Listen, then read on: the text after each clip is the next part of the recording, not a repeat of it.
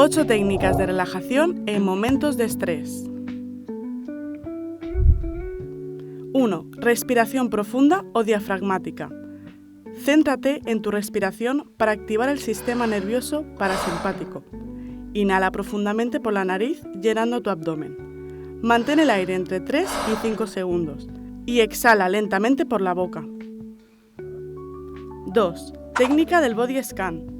Recorre mentalmente tu cuerpo desde los pies hasta la cabeza. Identifica áreas de tensión muscular y al exhalar, imagina que liberas esa tensión. 3. Visualización guiada. Cierra los ojos e imagina un lugar tranquilo, incluyendo los detalles. 4.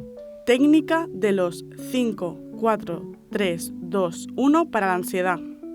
Identifica 5 cosas que puedas ver a tu alrededor, 4 cosas que puedas tocar, 3 cosas que puedas escuchar, 2 cosas que puedas oler y 1 cosa que puedas saborear.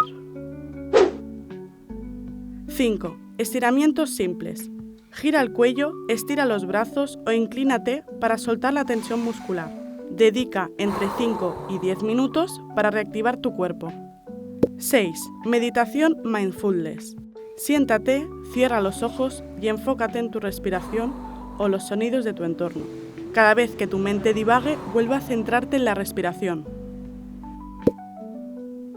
7. Escuchar música relajante.